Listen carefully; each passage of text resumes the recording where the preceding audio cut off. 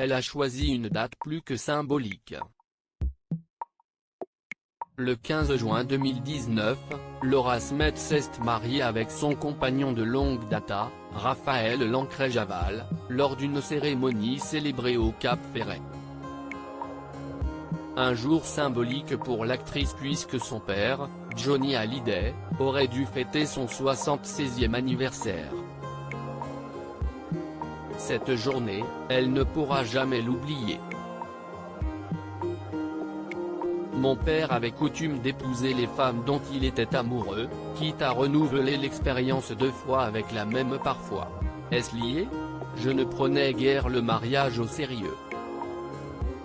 Mais finalement, épouser l'homme que j'aime m'a apporté une sécurité inédite, confie Laura Smet dans les colonnes du Figaro. Pour Elsie est sûr, le jour de mon mariage je reste l'un des plus beaux de ma vie. Près de 2 ans plus tard, elle s'est souvenue avec émotion de son mariage. Durant son mariage religieux, elle a eu l'impression que son père était à ses côtés, par la pensée. C'est David qui m'a accompagné jusqu'à l'hôtel et, pourtant, de nombreux signes m'ont indiqué que mon père était présent à mes côtés, d'une certaine façon, a lancé Laura Smet, avant de raconter une anecdote particulièrement troublante. Par exemple, au moment de notre départ pour la cérémonie, Raphaël et moi attendions le bateau pour nous emmener au Cap-Ferret. Alors qu'il n'est jamais en retard, le skipper a mis un temps fou à arriver. J'étais anxieuse, en robe de mariée, je suis entrée dans le premier café ouvert pour attendre et, à ce moment-là, j'ai entendu la chanson Laura à la radio. J'ai pensé que mon père était là.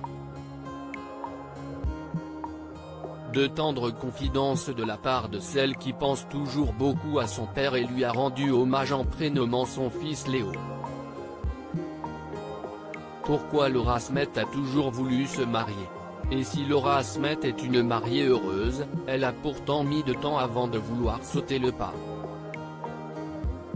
Dans les colonnes du magazine Elle admettait pourtant avoir toujours voulu se marier.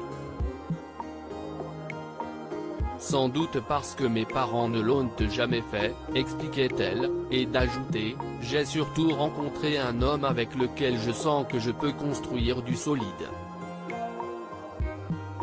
Un détail essentiel pour la comédienne, qu'elle a ressenti après la mort de Johnny Hallyday, à qui elle rend régulièrement hommage, évoquant un besoin de s'ancrer à nouveau à une base très solide.